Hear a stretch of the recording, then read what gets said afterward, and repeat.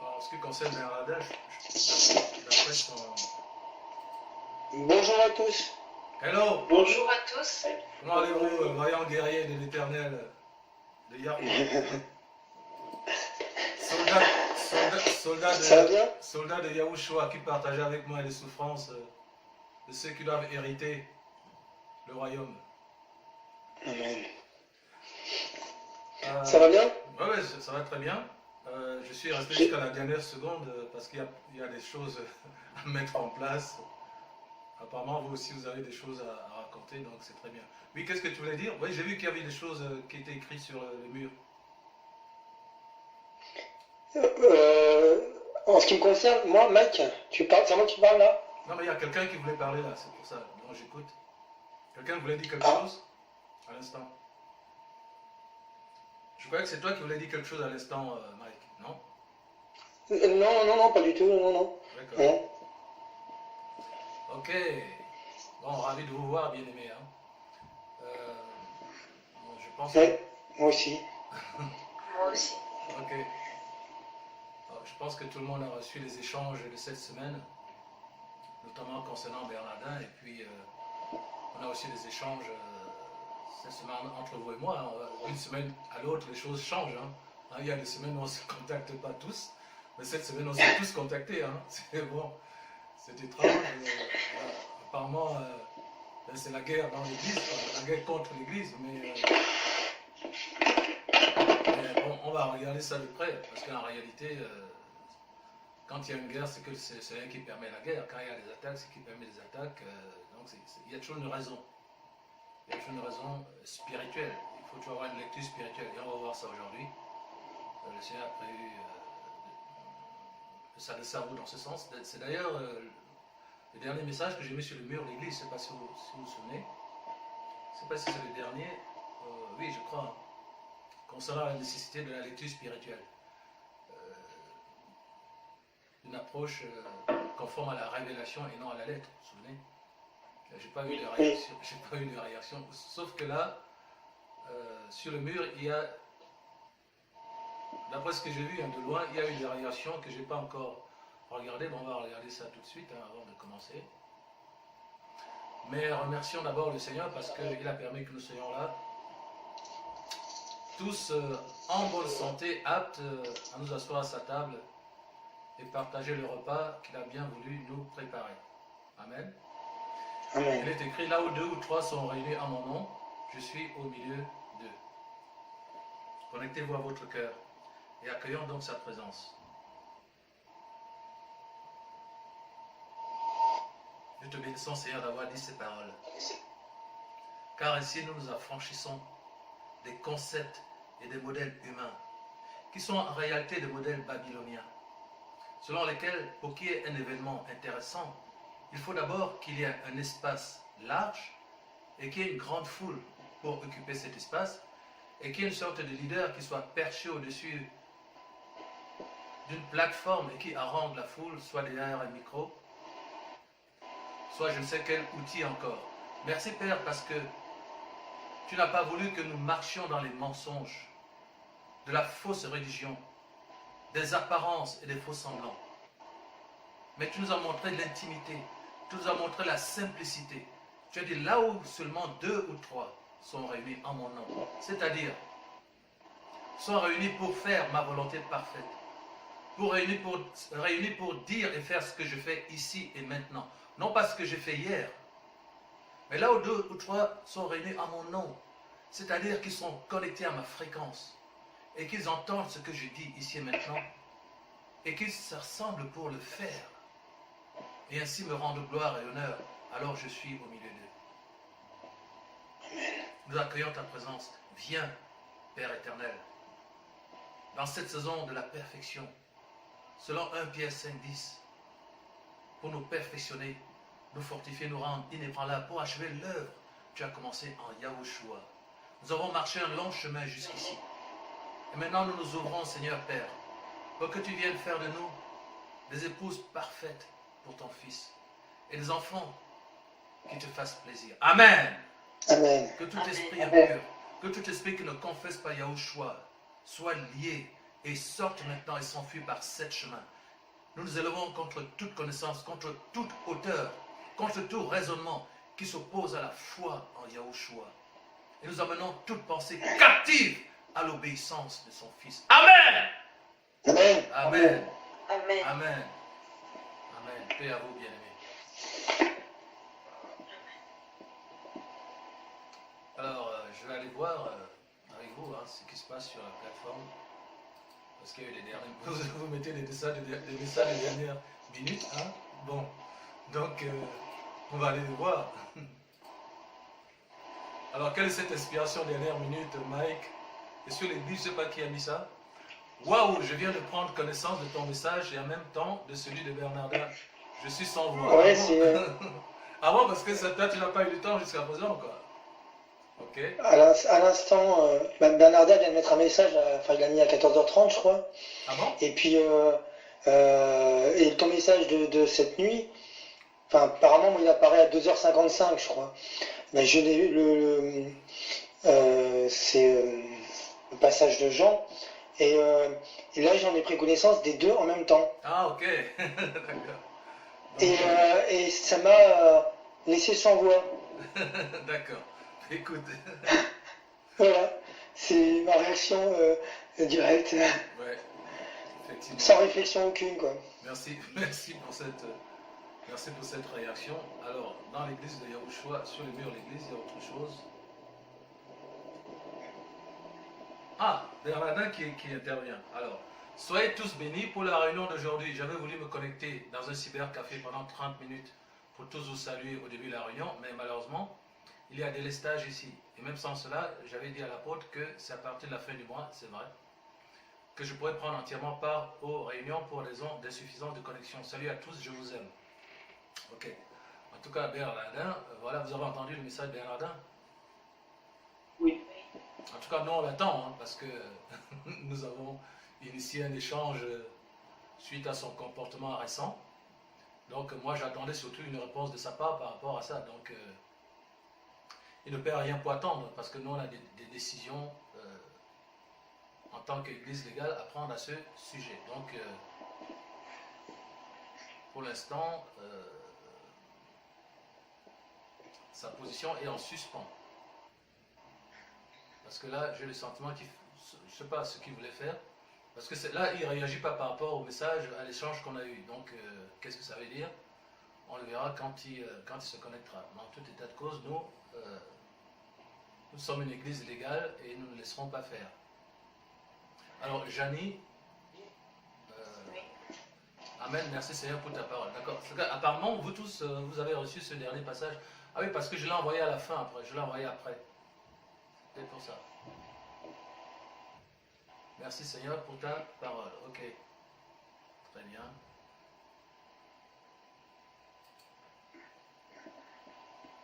Alors, j'ai juste un essai à faire par rapport à des choses que je voulais partager avec vous aujourd'hui.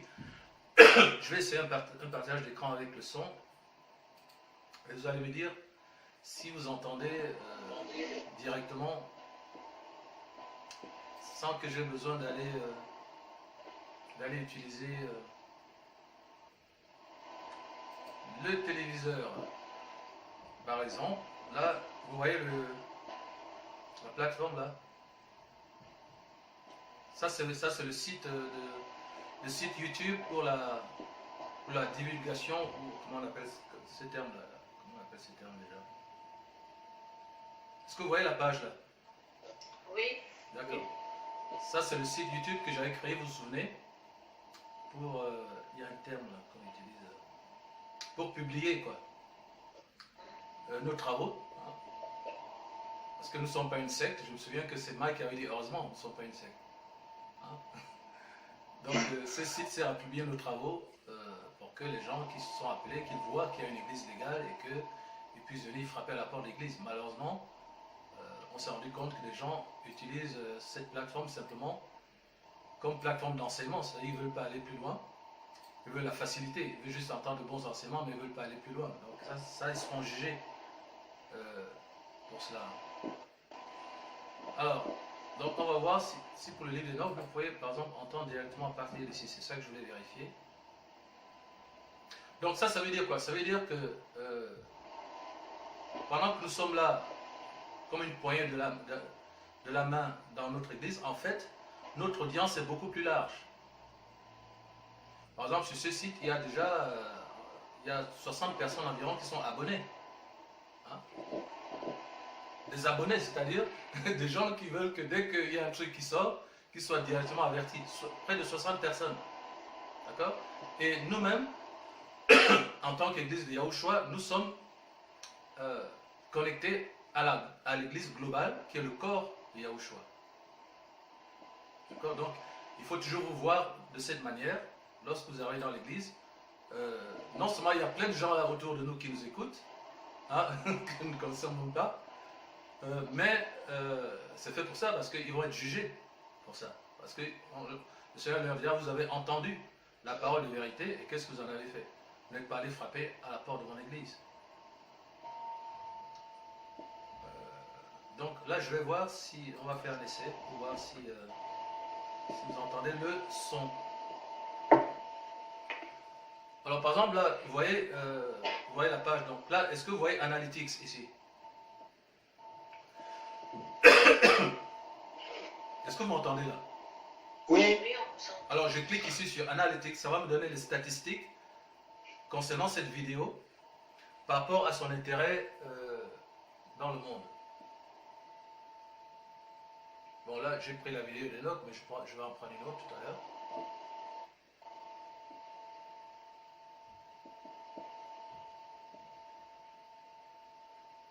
Suivez bien.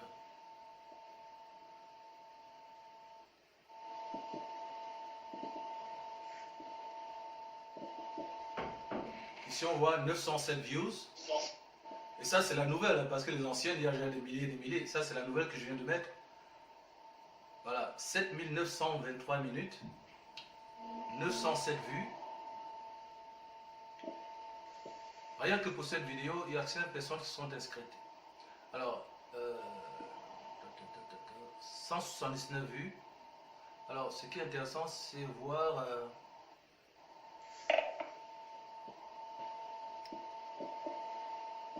le côté, voir exactement qui regarde. Je ne sais plus comment on fait ce truc.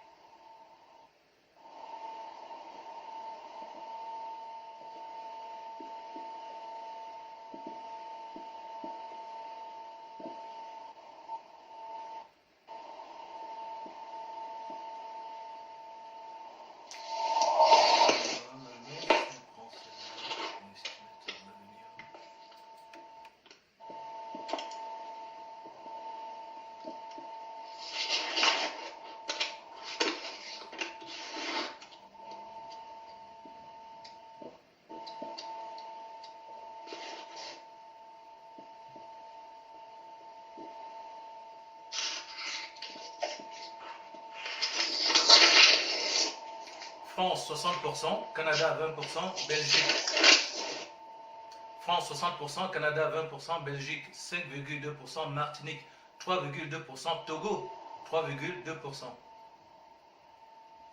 Vous voyez, tous les gens qui regardent nos travaux. Alors si je prends Demographics.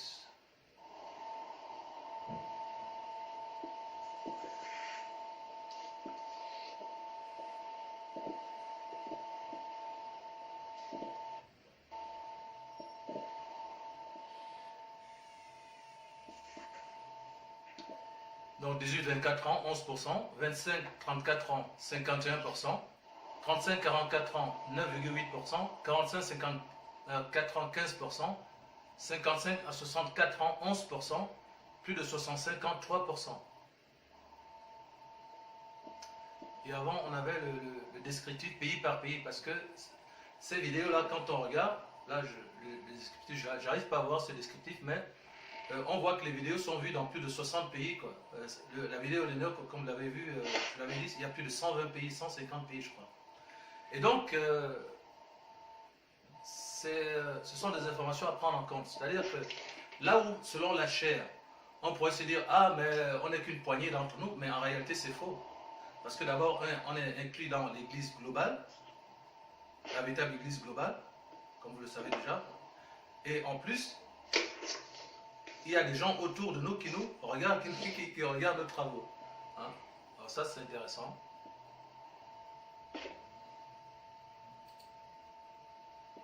Alors là, je vais essayer de voir si vous entendez le son, vous allez me dire. Le son sera dès maintenant, c'est ce qu'on va faire par la suite.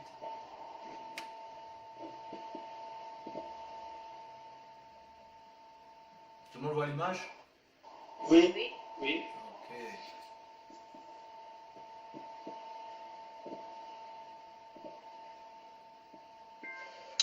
Eh bien, bonjour à toutes et à tous, c'est Emmanuel Mottet. On entend? Je vais vous parler aujourd'hui du On n'entend pas. fameux livre d'Enoch. Non. Ça fait toujours Le les. livre d'Enoch est un canon. livre qui a été caché pendant des siècles. C'est quoi? Ça fait une espèce de bruit. Enfin, ça fait tic tic tic tic. Ah d'accord. Enfin, moi, c'est comme ça que j'entends. Croyant par les dirigeants Personne n'entend? des Non. trois plus grandes églises, des trois plus grandes communautés de croyants, On fera comme la dernière fois. le christianisme, l'islam, le judaïsme. Je dis bien pendant des siècles parce que ce livre contenait des vérités qui dérangeaient ces dirigeants.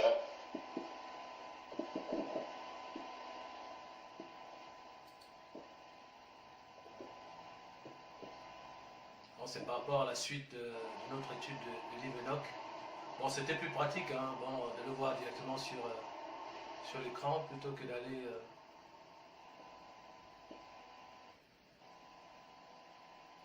le faire à la télévision. Donc en fait,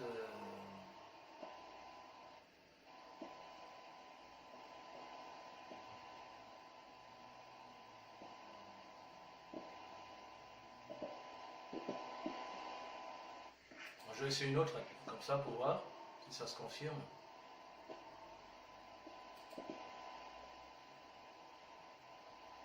Personne n'a réagi à cette chanson-là, Manuela. Pour Yahushua. Je vous avais donné le texte, non, sur la page. Oui. Oui. D'accord. Donc, on va revenir là-dessus également. Essayer de comprendre ce que ça veut dire.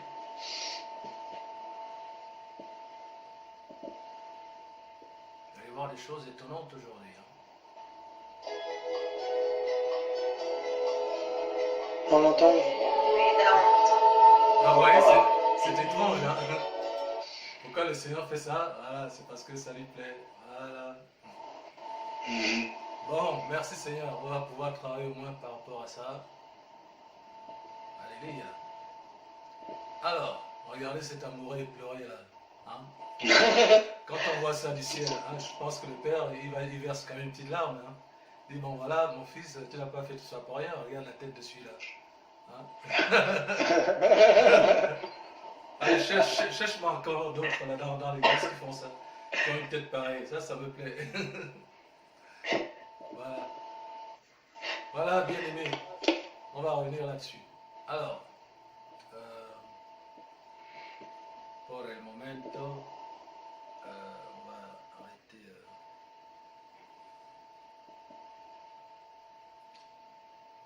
le partage. On me revoit à nouveau?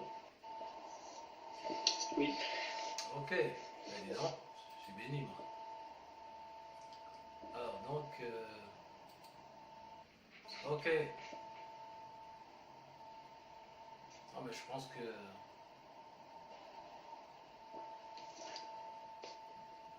Alors, on commence par quoi?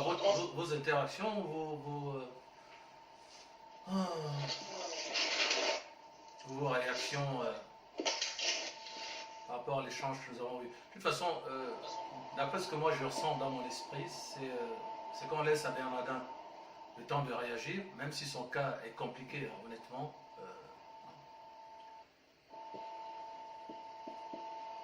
Je crois que c'est Franck qui nous avait dit la dernière fois, je crois que c'est dimanche dernier, qu'il ne voyait pas revenir, et qu'il avait été poussé à lui faire part de ses doutes. Mais entre-temps, Franck s'est rétracté, donc bon, du coup, on annule, hein, parce que c'est les allers-retours, c'est pas bien, soit c'est le Seigneur, soit c'est pas le Seigneur, soit c'est oui, soit c'est non. Mais c'est quand même intéressant parce qu'il a senti quelque chose. Hein.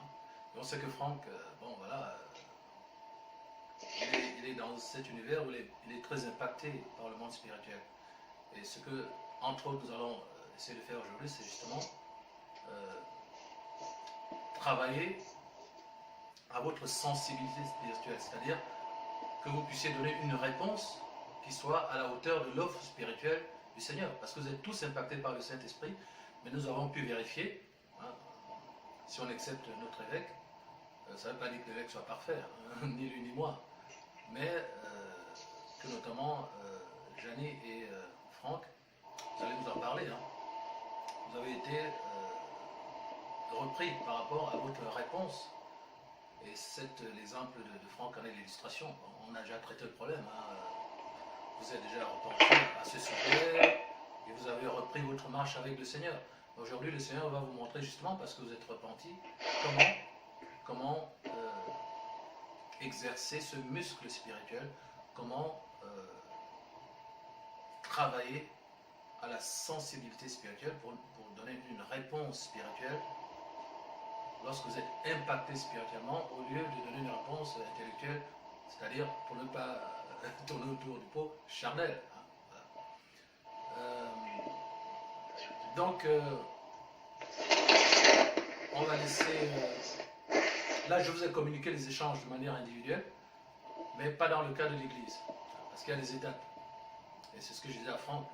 Si on voit qu'un frère ou une sœur dysfonctionne, on ne le dit pas tout de suite, même si vous avez une vision, une prophétie, prophétie, le Seigneur ne permettra pas que ce soit donné dans l'Église une prophétie pour écarter quelqu'un, parce que, enfin, il ne le fera pas s'il n'y a pas eu les étapes préliminaires, hein, pour avertir le frère, pour le réprimander, pour lui donner des avertissements, hein, d'accord? Vous voyez ce que je dis?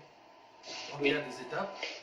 Et si au bout de ces étapes-là, parce que bon, là-bas, c'est ton frère a péché, reprends-le entre toi et lui seul, si tu n'écoutes pas, va prendre 2 ou 3 témoins, si tu n'écoutes pas les 2 ou 3 témoins, amène-le à l'église. Hein. Là, on en est à l'étape de témoin, si on peut le dire, même si Bernardin a commencé déjà à solliciter l'église à ce sujet. Donc, ouais, le problème a déjà été traité au sein de l'église, mais par contre, son attitude, parce que c'est une attitude de rébellion, il faut le dire, pour l'instant, c'est sur le plan individuel que je voulais partager. Donc, à la suite de sa réponse, on verra s'il faut le traiter au sein de l'église ou pas. Mais bon, au point où il en est, ça va être très compliqué pour lui de revenir la gueule enfarinée, comme on dit, quoi. Ça va être très compliqué parce qu'il y a des règles, il n'y a pas d'exception.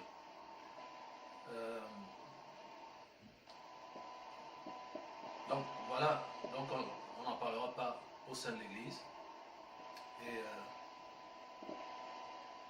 donc comme il pense, donc on va lui donner le temps de répondre. D'accord. Pour l'instant, je ne l'accueillerai pas au sein de l'Église. Voilà.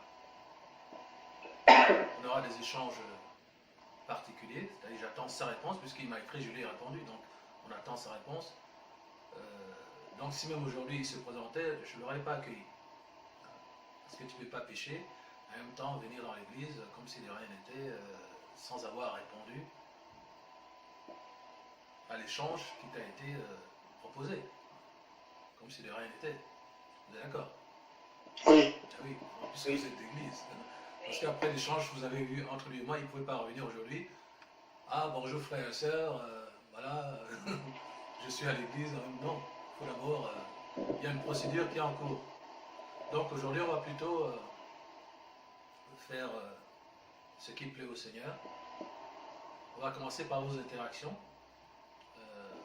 avec le Seigneur. Allons voir déjà ce qui avait été mis sur la page de l'Église. Ma dernière intervention là-dessus.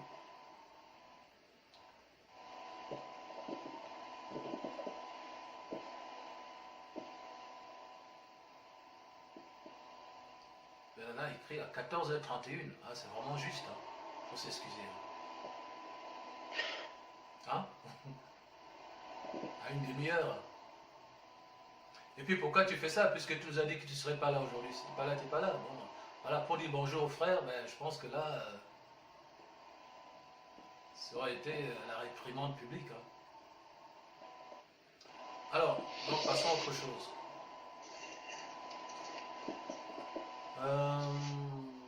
Bien-aimé, le Saint-Esprit, vous l'avez constaté, insiste désormais en cette saison consacrée au perfectionnement de l'Église. Bon, voilà, je pense que là, on va passer plutôt à vos interactions. Et puis, on reviendra à ce texte, à cette communication du Saint-Esprit. D'accord? Donc, Oui. vos interactions dans la semaine, si vous avez des témoignages à faire. Qui veut commencer? Moi, je veux bien commencer. J'allais dire Franck. Ok, Ah. vas-y, bien-aimé. Donc là, moi, ce que je dois faire, là, c'est un témoignage sur mes faiblesses qui m'ont à un moment donné bloqué et qui ça bloque plein d'entre nous, ça bloque l'Église entièrement. Et les faiblesses qui m'ont bloqué sont donc l'impulsivité. Attends, alors là, franchement, là, bien-aimé, tu es dans le Saint-Esprit. Parce que c'est exactement ce que le Saint-Esprit voulait faire juste après. Identifier ceux qui ont été repris cette semaine par rapport à leurs faiblesses pour qu'ils identifient exactement les esprits contre lesquels ils sont en train de se battre, les éléments de leur caractère contre lesquels ils sont en train de se battre, conformément à la demande qui leur a été faite. Et là, je retrouve la connexion spirituelle. Et ça, c'est admirable. Amen. Amen. Amen. Vous voulez pas applaudir le Seigneur déjà? Hein?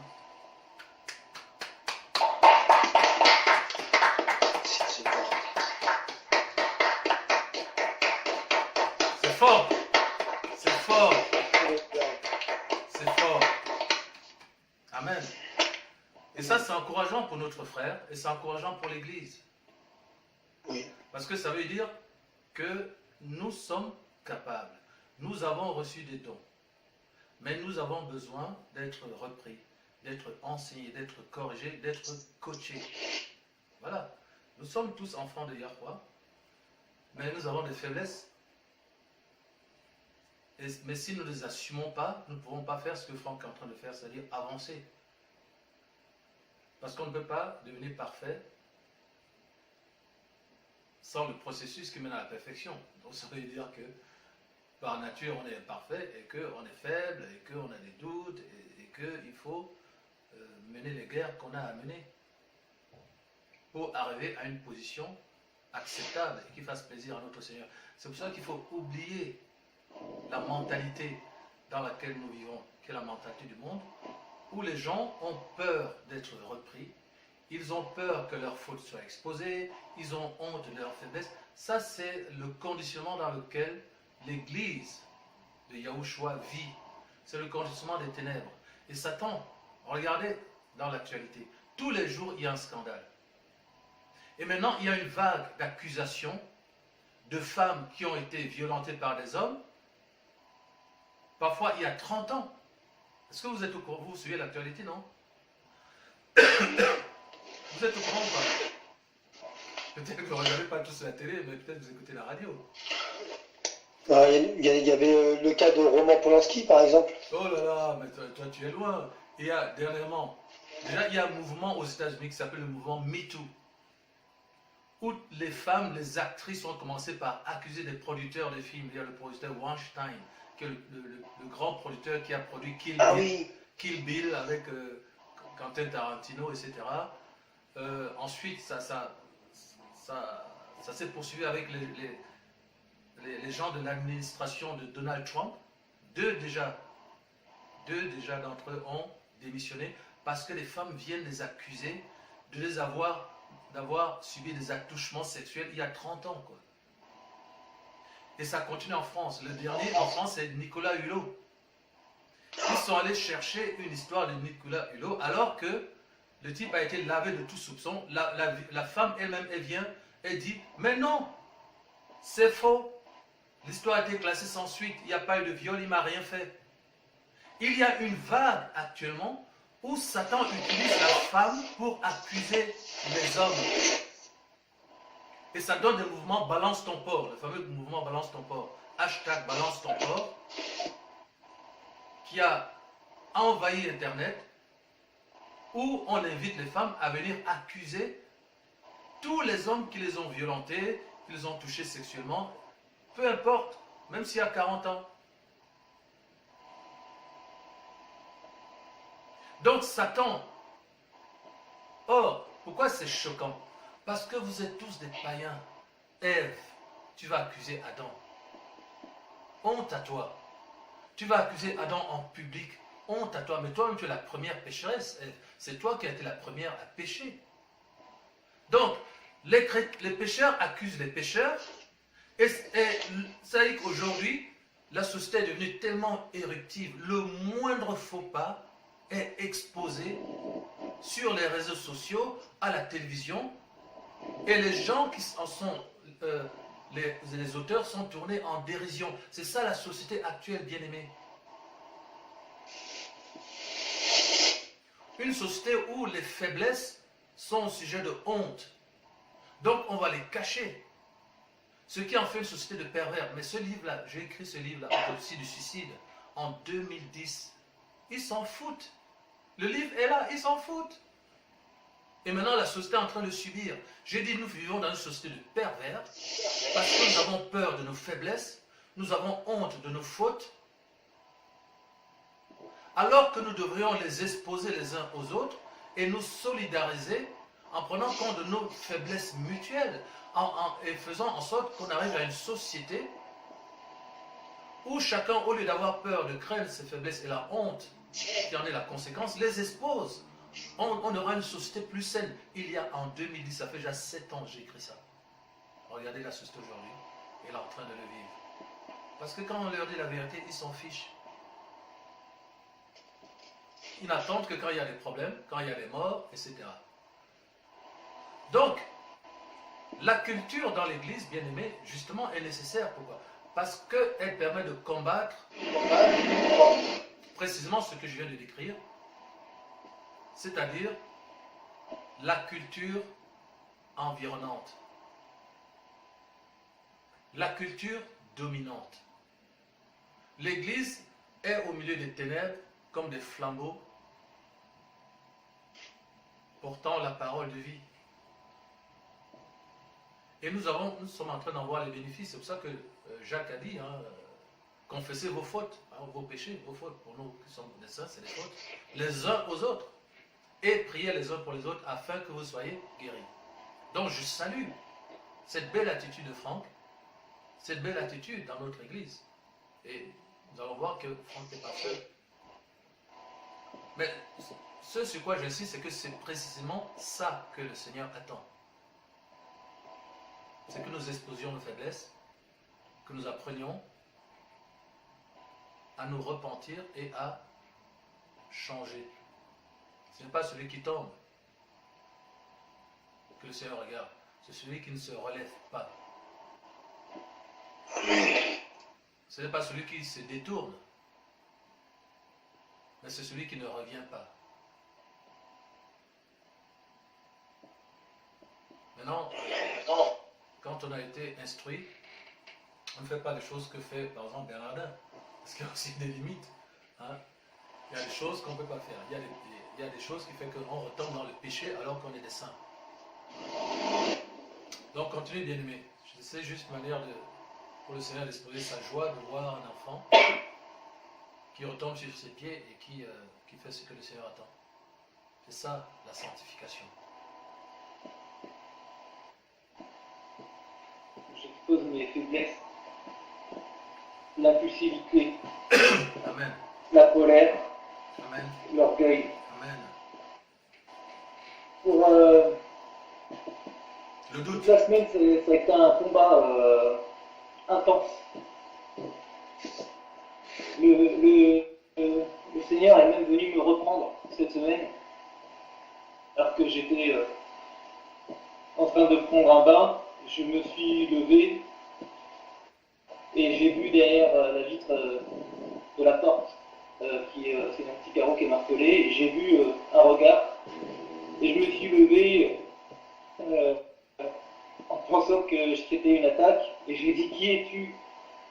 Et j'ai vite compris que c'était pas une attaque, que c'était le Seigneur, car mon corps a tremblé, je me suis retrouvé à terre, j'ai cru que j'étais en train de me démembrer. Tellement que c'était puissant. Pendant au moins 3/4 d'heure, j'étais tremblant. Je suis descendu, je me suis retrouvé une nouvelle fois par terre et j'ai demandé Seigneur quelle est ta volonté, et il m'a dit obéir pour ne pas être retranché du livre de la vie. Wow.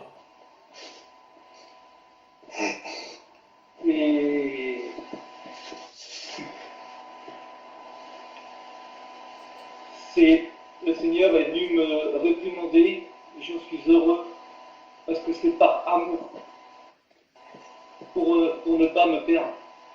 Amen. Il m'a mené cette semaine à combattre toutes ces faiblesses et à chercher d'où venaient ces faiblesses aussi. Oui. Et il m'a ramené dans le passé, mais avant de me ramener dans le passé, il m'a quand même donné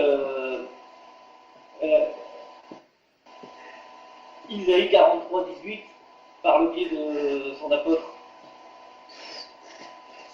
qui est que tout événement passé est passé, ne considérez plus ce qui est passé. Amen. Et ensuite, il m'a projeté dans le passé et il m'a ramené à la source, en fait, du pourquoi je me suis formé ce bouclier dans la chair, et ce bouclier qui était formé de l'impatience, l'orgueil, l'arrogance, la colère, l'impulsivité. Et il m'a ramené à l'époque où j'étais au collège, en 3e, où j'ai vécu une année, j'étais un enfant qui était, un adolescent, qui était réservé, timide, qui était toujours dans son coin, dans la classe, et qui parlait très peu. Et pendant toute une année, j'ai subi des harcèlements en fait, moral et physique d'un géant. Oui.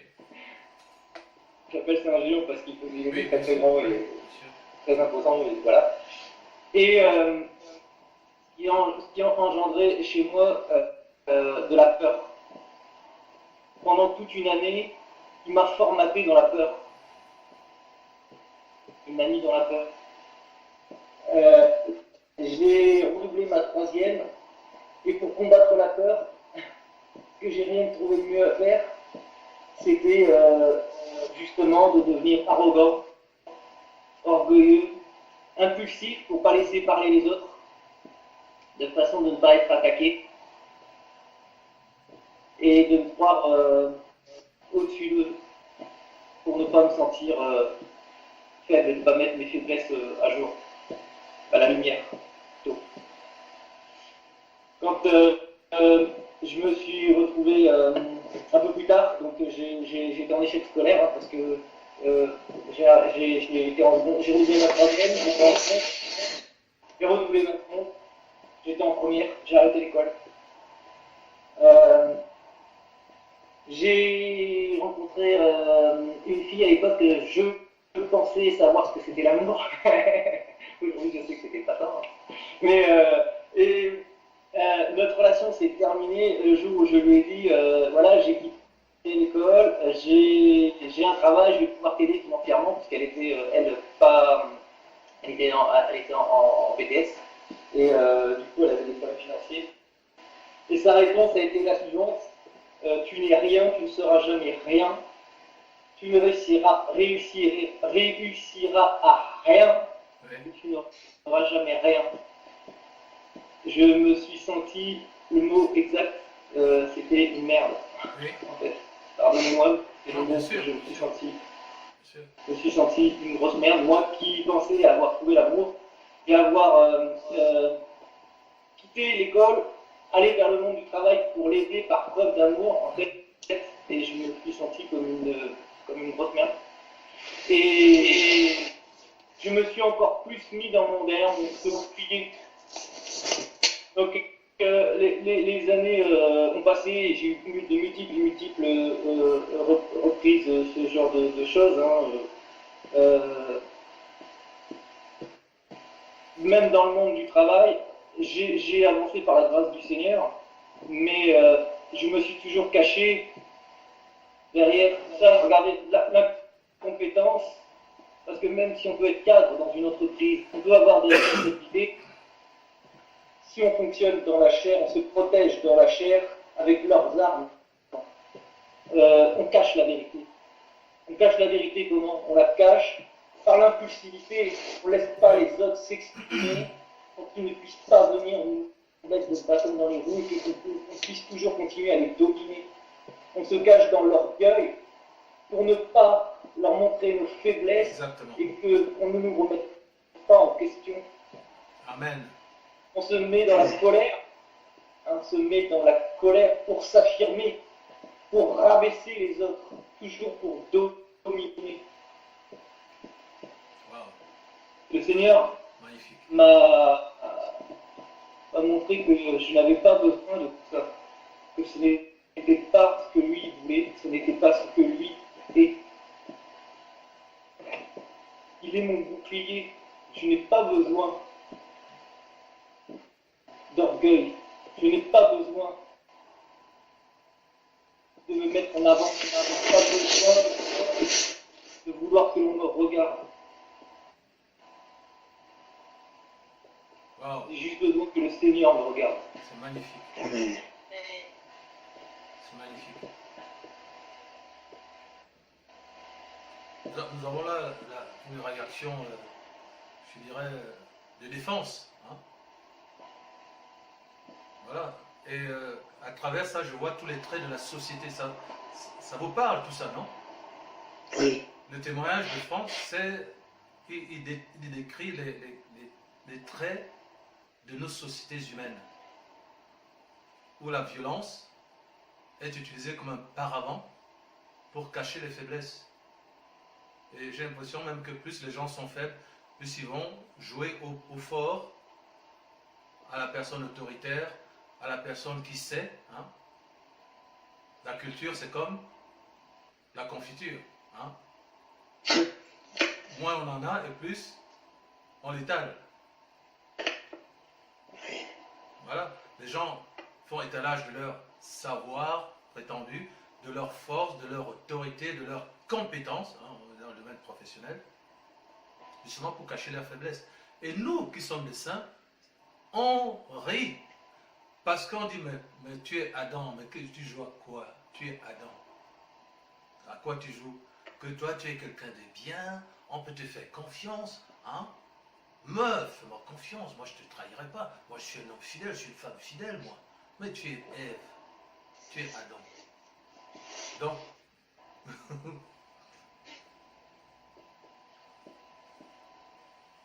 vous avez suivi? Oui, Oui. Oui. je suis rien. C'est lui qui est quelque chose. Non, non, non. À moi, pas le faire aux autres. Parce que moi je sais qui tu es. Ne viens pas me raconter comment tu es capable de m'aimer, comment tu es fort, comment tu es digne de confiance, comment tu es puissant, comment tu es fiable, etc. Parce que tu es Adam, tu es Ève. Donc, nous savons que ce monde, c'est Adam et Ève. Et nous savons comment il fonctionne. Et c'est intéressant parce que nous, ayant été ayant mis en place une procédure nous permettant de nous affranchir des traits de caractère de ce monde, ça nous permet justement de les distinguer lorsqu'ils se manifestent chez nous. C'est un peu comme un type qui se réveille et il voit qu'il y a des ennemis dans son salon, quoi. Il dit, what? Qu'est-ce que vous faites ici? Sortez d'ici. Pourquoi? Parce que je vous considère comme ennemi, c'est-à-dire le contraire d'ami. Vous êtes mes ennemis, vous êtes mes adversaires. Mais pour faire le constat que Franck fait, il a fallu qu'il aille dans la lumière. Et c'est parce que tu es dans la lumière que maintenant tu peux vérifier la différence entre la lumière et les ténèbres. Tant que tu as été dans les ténèbres, Franck, mais tu as développé cette armure. Et tu l'as utilisée comme l'utilisent tous ceux qui sont dans les ténèbres, qui sont autour de nous. Et cette manière de se défendre, de se cacher, nous est familière. Nous l'avons tous utilisée. Même si chacun a son caractère et qu'on n'a pas les mêmes traits, on n'a pas les mêmes esprits méchants autour de nous par rapport à notre parcours, etc., etc. Mais néanmoins, nous nous reconnaissons dans cette manière basique de cacher nos faiblesses. Parce que la société considère qu'il ne faut pas être faible. Oui. Et ce travers, cette opposition a conduit aussi Franck dans une quête d'amour, une quête de reconnaissance qui est tout à fait légitime. Donc ce qui se passe, c'est que dans les ténèbres, tout le monde fait ce qu'il peut, en fait, pour se préserver des conséquences du péché. Mais comme tu es ignorant et que tu es un pécheur, tu vis dans les ténèbres, les armes que tu vas rechercher sont encore pires que le mal. C'est ça qui est terrible. Vous savez que le serpent se mord la queue, quoi. C'est une sorte de cercle vicieux. Tu es attaqué, tu es méprisé, tu es nié dans ton être. Mais les armes que tu vas rechercher pour te défendre ne font encore que te détruire. Autrement dit, sans Yehoshua, point de salut. Mais l'analyse que Franck vient de faire est saine, dans ce sens que il fait la différence entre ce qu'il était et ce à quoi il a été appelé à devenir. Et qu'il comprend que le Seigneur est exigeant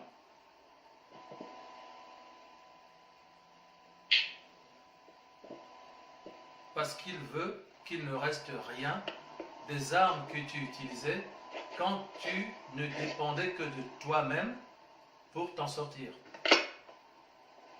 Et donc c'est l'appel à la maturité en fait. C'est-à-dire que désormais, c'est au Seigneur de te défendre.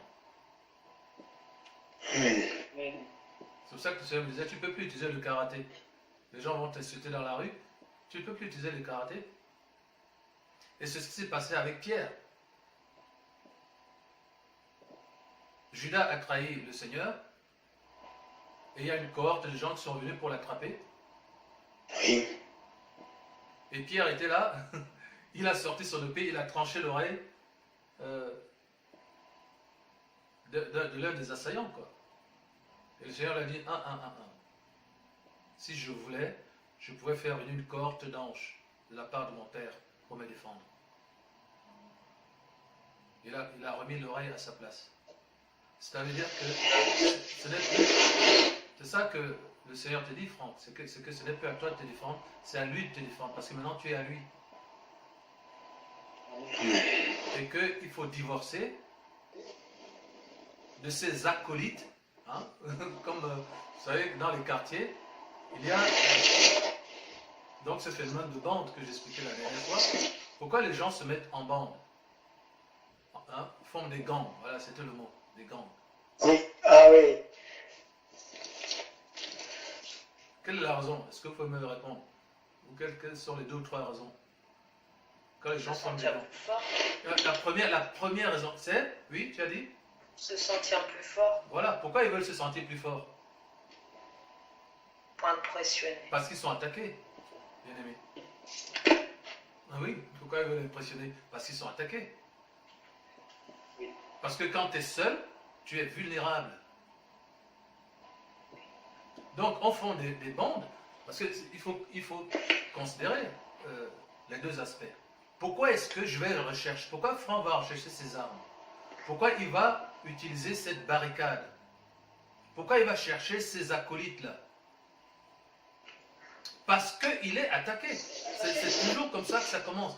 Parce qu'on est attaqué, on essaie de retrouver des ressources, non pas dans ce elle qu'on ne connaît pas, mais en soi-même. Mais comme soi-même on est mort et qu'on est dans les ténèbres, on a des ressources qui viennent des ténèbres. C'est ça le cercle vicieux. Donc les gens forment des bandes parce ils forment des gangs parce qu'ils sont attaqués. Et que comme disait Franck, eh bien, nous, maintenant, c'est nous qui allons vous terroriser. C'est-à-dire qu'on prend les devants. La meilleure défense, c'est l'attaque. La défense de quoi? De nos faiblesses. On va tellement cacher nos faiblesses qu'on sera une bande qui va terroriser le quartier. On va être un gang. On va prendre des signes distinctifs, on aura des tatouages et on va vous terroriser. Rien qu'à l'évocation du nom de notre bande, vous allez trembler.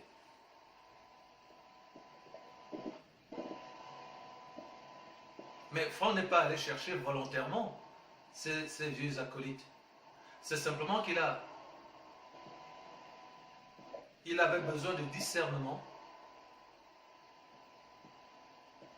pour vérifier que ces acolytes, il n'a pas pris conscience de manière, je dirais, réaliste, c'est-à-dire par rapport à la révélation, par rapport à la dimension spirituelle, parce que la réalité est visible, la réalité est spirituelle, tandis que le monde matériel est virtuel.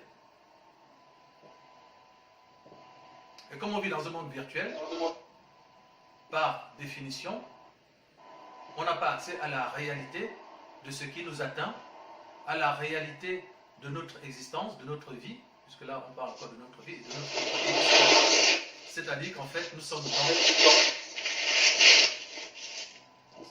dans la mort. Et quand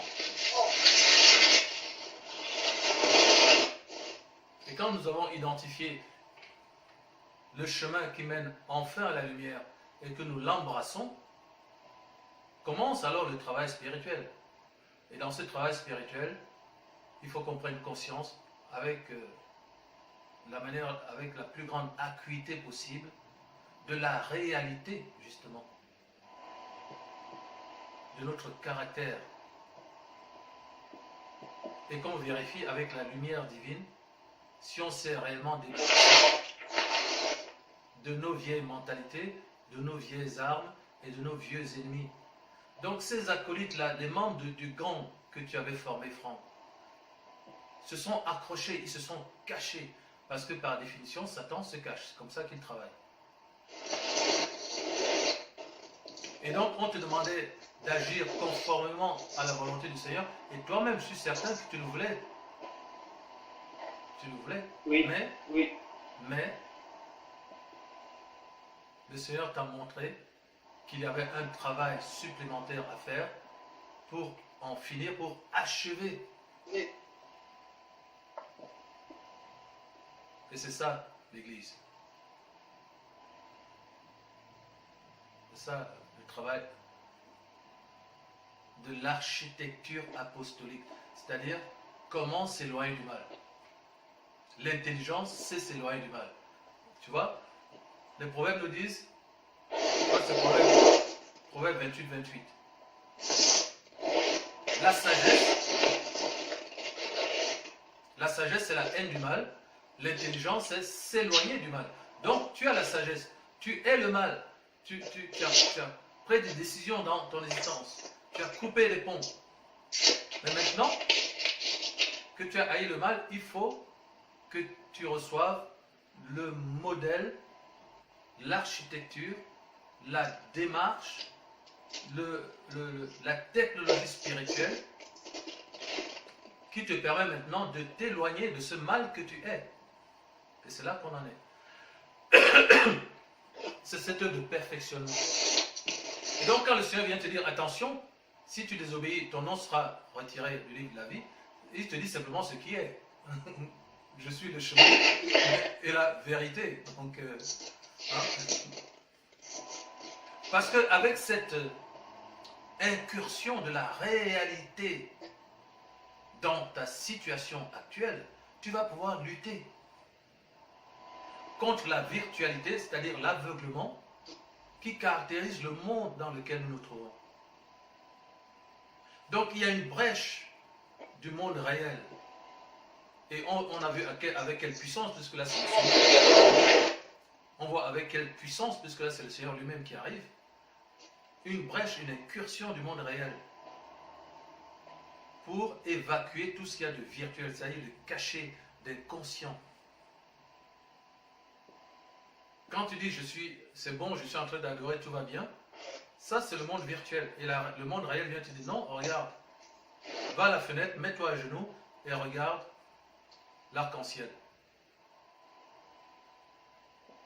Parce que le Seigneur voit qu'il y a une partie qui est encore sous les ténèbres et que tu dois... c'est une porte, c'est comme une chambre. On voit toutes les pièces de la maison qui sont dans la lumière et puis il y a une toute petite chambre, c'est peut-être le grenier. Hein. Si dans ton grenier il y a les ténèbres, ben le grenier c'est ta maison. Ok, il y a les ténèbres dans ta maison.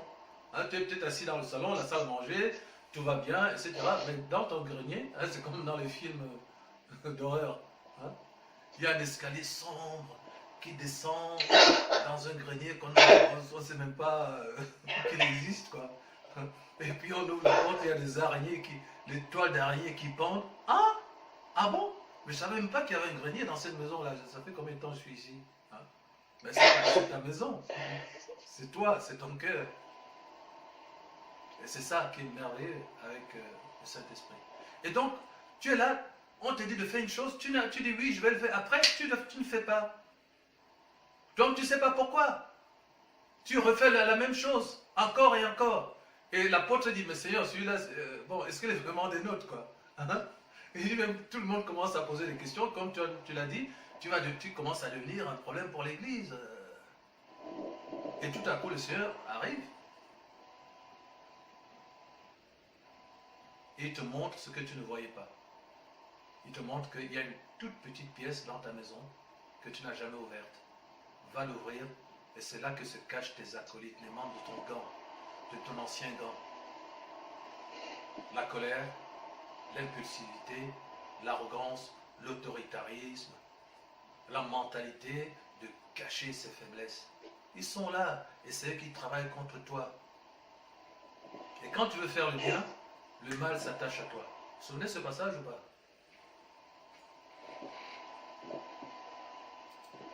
Non.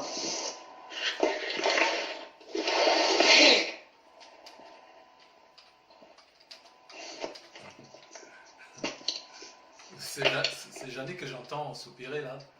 Ah bon, d'accord. Parce que je sais que tu te retrouves beaucoup dans ce témoignage aussi. Oui. Alléluia.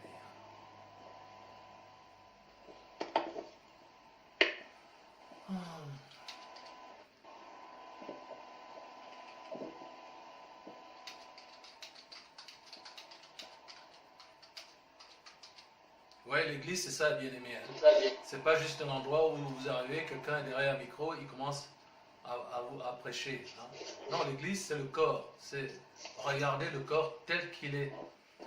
C'est les témoignages, c'est dire ce qui se passe dans l'église, c'est-à-dire le corps de Yahushua. C'est pas un bâtiment. Et c'est ça, ce que nous faisons là, c'est ça que le Seigneur faisait avec ses apôtres. Amen. Et qui reprenaient les uns et les autres. Mais vous, qui dites-vous que je suis? Les uns disent que tu es ceci, les autres, oui, mais vous, qui dites-vous que je suis?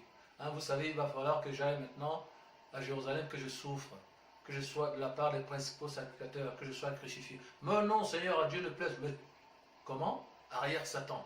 Des pensées sur les pensées. C'est ça l'église.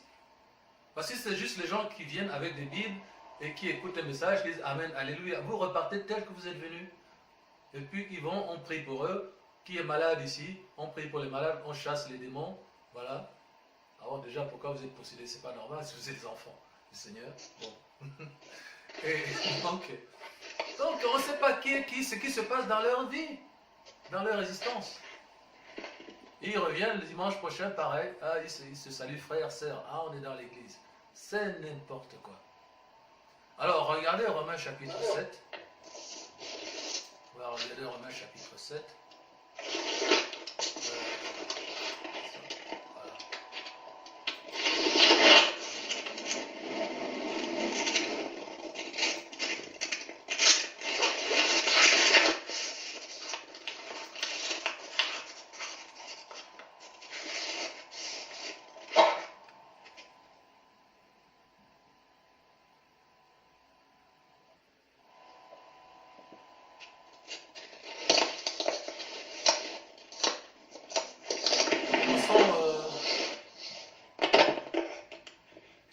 verset 14 jusqu'au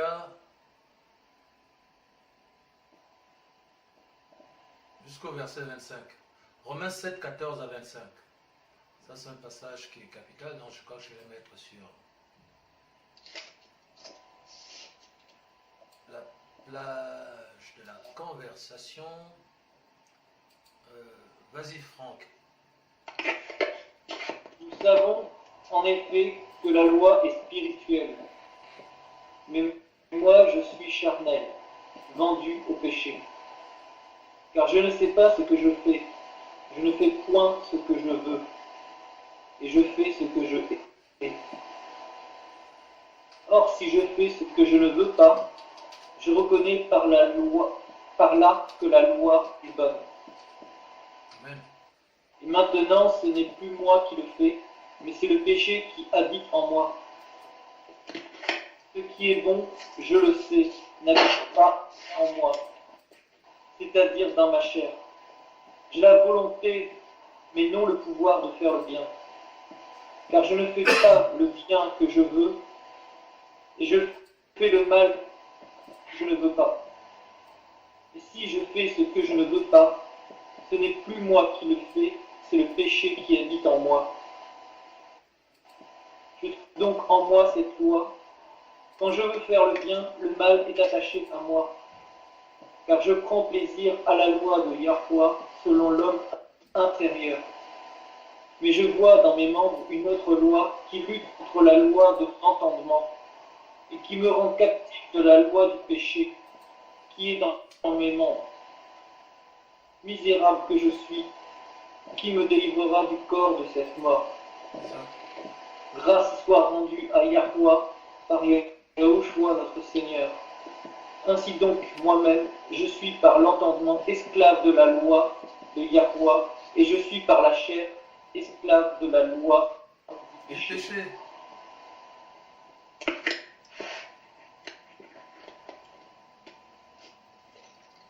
Ok?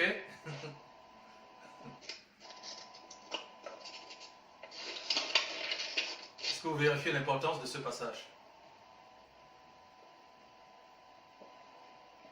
Allô? Oui. Oui.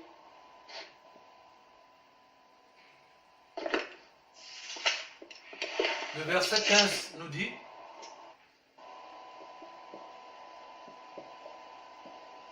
je ne sais pas ce que je fais, je ne fais point ce que je veux et je fais ce que je hais. Je ne fais... Ah, les gars, c'est magnifique. Hein? Parce que là, quand tu lis ça, tu vois comment le Seigneur est le maître de l'homme. Dans ce sens, c'est lui qui l'a fabriqué. Quoi. C'est-à-dire, il connaît ton cœur de A à Z.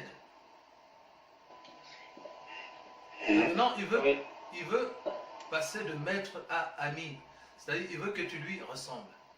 Mais ici, le Seigneur, il nous montre qu'il sait ce qui se passe en nous. Je ne sais pas ce que je fais. C'est-à-dire que tu tombes dans les mêmes travers encore et encore et encore. Et tu ne sais pas pourquoi. Mais d'accord. C'est ça qui est passé dans ton cœur. Je ne fais point ce que je veux. Hein, parce que tu aimerais m'obéir. Par exemple, prenons le cas concret des visions. Où je t'avais proposé que c'est une vision, tu reçois la réponse, après tu envoies une autre, et puis je t'avais aussi dit qu'il faut les regrouper. Mais dès que toi tu as une vision, il faut que absolument tout de suite tu aies la réponse. Donc tu oublies toutes ces préventions. Alors que tu es de bonne foi, alors que bon, tu cherches le Seigneur. Mais ton impulsivité qui est cachée. Et comme du fait qu'elle est cachée, tu ne la vois pas, donc tu ne peux pas la combattre, eh bien elle continue à agir. La force de Satan, c'est de ne pas se montrer. C'est de faire croire que tout va bien, qu'il est absent, voilà, que tu es un enfant bien-aimé du Seigneur et que tu n'as rien à te reprocher, tout va bien, quoi. Donc, finalement, tu ne sais pas ce que tu fais et tu ne fais pas ce que tu veux. Tu aimerais être agréable au Seigneur. tu aimerais écouter ce que le Seigneur te dit à travers l'apôtre, mais tu n'y arrives pas. Et tu fais finalement ce que tu es, Franck, c'est-à-dire désobéir, c'est-à-dire déplaire au Seigneur. Et tu aimerais aussi, bien entendu, marcher dans la révélation, ne pas avoir une approche intellectuelle. Donc quand le Seigneur parle en ce moment, il nous parle à nous tous. Or, si je fais ce que je ne veux pas, je reconnais par là que la loi est bonne. Voilà, si tu dis j'aime pas ce que je suis en train de faire, j'aime pas cette manière, cette impulsivité que j'ai. Donc ça veut dire que tu es dans la lumière et que tu prends en compte la demande qu'impose la lumière de marcher d'après la lumière, et parce que tu es dans la lumière, tu peux vérifier qu'il y a des ténèbres. Et tu réalises que tu agis conformément aux ténèbres et non pas conformément à la lumière. Mais tant que tu n'étais pas enfant de Yahweh, tu n'avais même pas cette distinction. Pour toi, c'était en quelque sorte normal. Hein, c'est devenu une seconde nature, donc c'était naturel de convoquer ces acolytes, c'est-à-dire ce qu'on appelle acolytes, ce sont des compagnons de misère. Hein, c'est le membre de ton gang. Tu as formé un gang. Il y avait la colère, l'impulsivité, l'autoritarisme, l'impatience, l'arrogance, etc. Ce sont des armes qu'on utilise quand on est au milieu des ténèbres et qu'on est face aux autres démons qui sont là pour te rabaisser, t'écraser. Quand tu vas chercher l'amour, tu trouves le mépris et la haine. Mais c'est le Seigneur qui l'a permis. On n'a pas chassé Adam. On n'a pas chassé Adam et Ève sur la terre pour qu'ils trouvent le bonheur. Hein.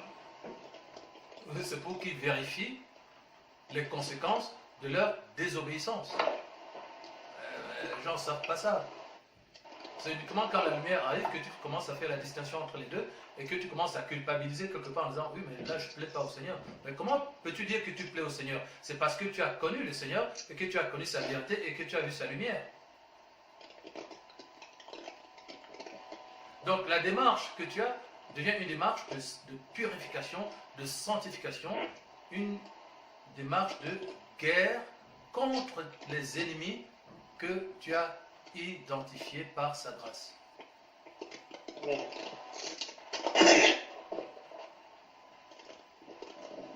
Le verset 17, et maintenant ce n'est plus moi qui le fais. Voilà.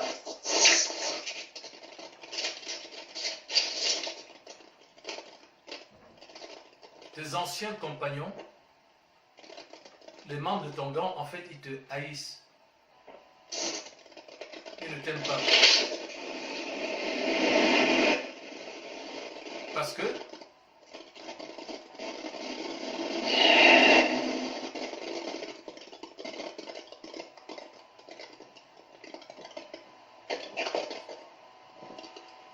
qu'il s'appelle impulsivité, impatience, autoritarisme, orgueil.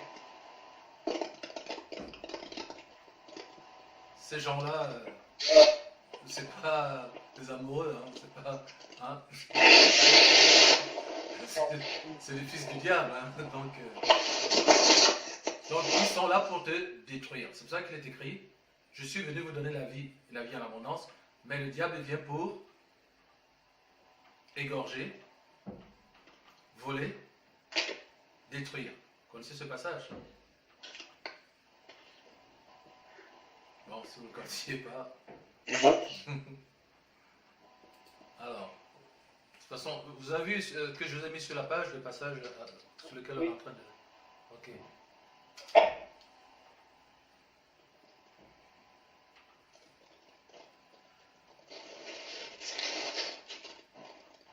Regardez Jean chapitre 10. 10. Jean 10, 10.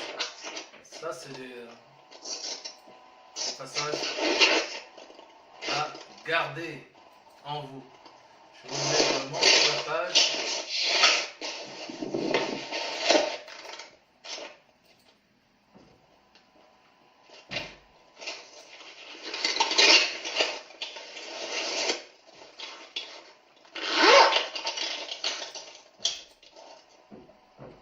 Est-ce que tout le monde le voit?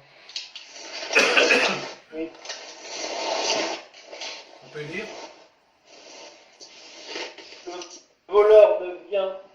dérober, égorger et détruire.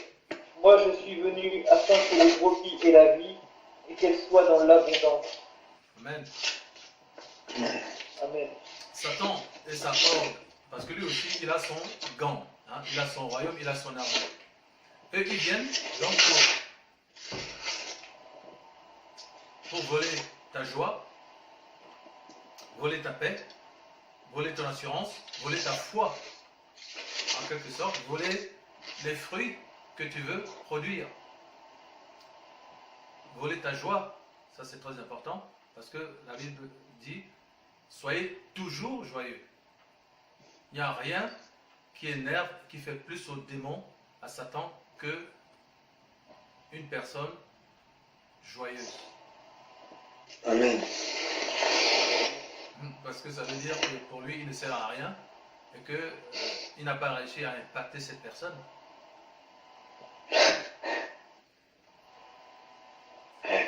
Il vient pour égorger et détruire. Donc égorger dans le sens que tu vas retirer la mentalité divine que tu es en train de construire, sur laquelle tu es en train de t'élever. Et il va te détruire. Lorsque vous avez vu le fameux passage Luc 10, 18 à 20, c'est dans ce passage que le Seigneur dit, je crois qu'il s'adresse à Pierre, en disant, Satan vous a réclamé pour vous cribler comme du gruyère. Mais j'ai intercédé pour vous. C'est ça que Satan fait en permanence. C'est ça son travail. Mais lui est venu afin que les brebis aient la vie. Donc nous disions, retournons donc dans ce passage de Romains 7. Donc ça c'est un passage sur lequel vous devez méditer. Et vous êtes en train d'en vérifier l'intérêt. Donc le verset 17 dit,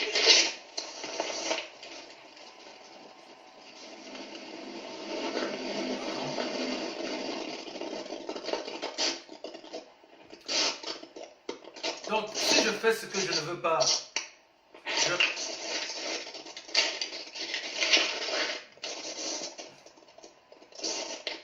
vous voyez, les ennemis, ils sont là, les ennemis de la prédication, de l'enseignement, de la nourriture. Maintenant, ce n'est plus moi qui le fais, mais c'est le péché qui habite en moi. Ce qui est bon, je le sais, n'habite pas en moi, c'est-à-dire dans ma chair. Donc ça, c'est l'homme qui est en train de chercher le Seigneur. J'ai la volonté, mais non le pouvoir de faire le bien. Car je ne fais pas le bien que je veux, ok? Et je fais le mal que je ne veux pas. Il veut dire que l'homme naturel n'a pas le pouvoir de faire le bien. Il faut que la puissance divine, par la présence du Saint-Esprit, soit activée. Et que nous puissions nous associer au Saint-Esprit, à l'activité spirituelle pour discerner le mal et entreprendre de lui faire la guerre. C'est à ça que sert l'Église. C'est à ça que sert la dimension apostolique.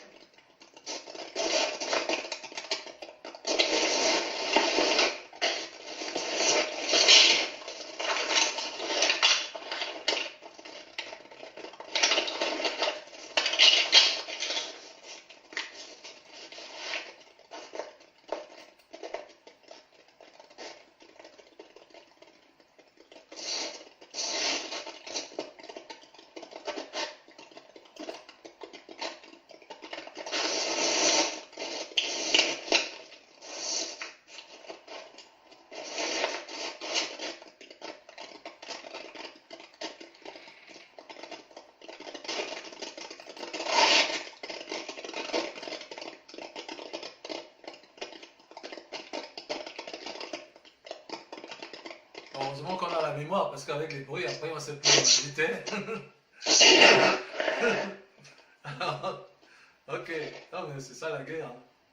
Vous voyez, le Seigneur nous invite à sa table, mais il faut qu'on se batte pour recevoir les choses qu'il a nous données. Alors, Je vais aller directement sur cette page où je vous ai mis le texte. Et c'est de là que je commence.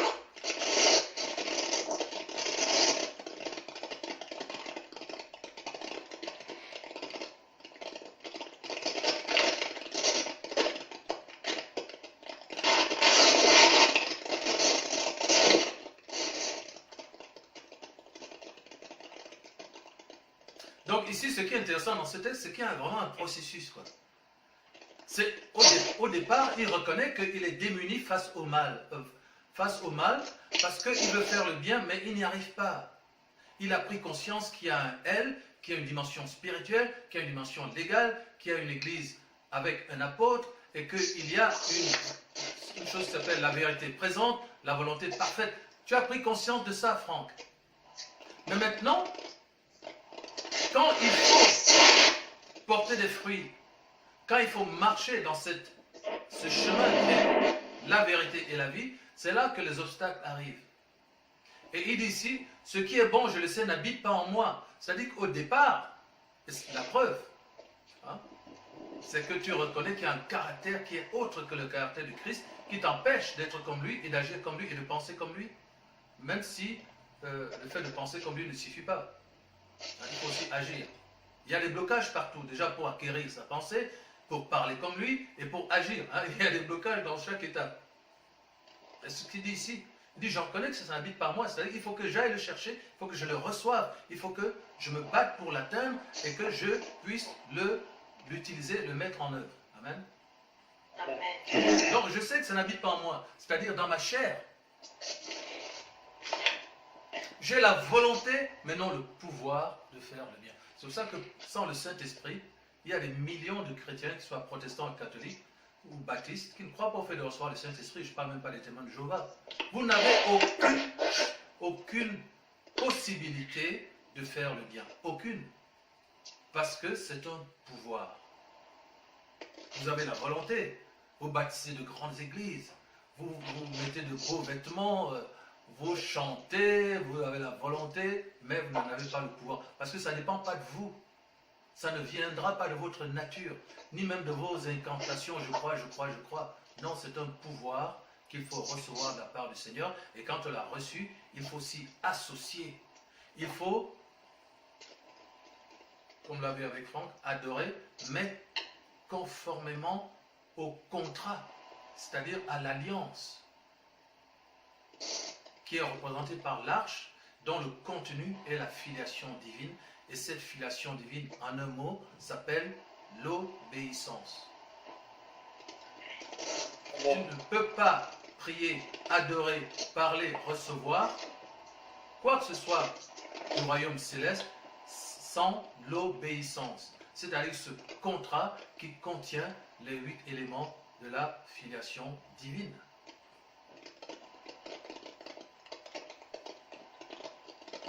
Il faut être enfant de Yahweh et épouse de Yehoshua. C'est pour ça que le Seigneur s'est plaisé à dire, oui, c'est gentil, mais il ne faut pas donner le pain des enfants aux petits chiens non plus. Hein. Je ne suis pas venu pour n'importe qui. Hein. Le Père, lui, il a déjà vu qui est à lui. Donc moi, je ne vais pas venir ici rester 50 ans sur terre pour chercher, mais c'est qui au juste, qui est qui? Parce qu'ils sont des milliards. Hein. C'est qui hein. Bon, oh. Moi, je suis ici pour un temps. Je ne vais pas perdre mon temps, parce que, comme je vous l'ai dit dans Jean 6, 64, le Père savait d'avance qui croirait et qui ne croirait pas. Et quand il est venu, il a dit aux apôtres, je ne suis venu que pour les brebis perdues de la maison d'Israël. Donc, vous,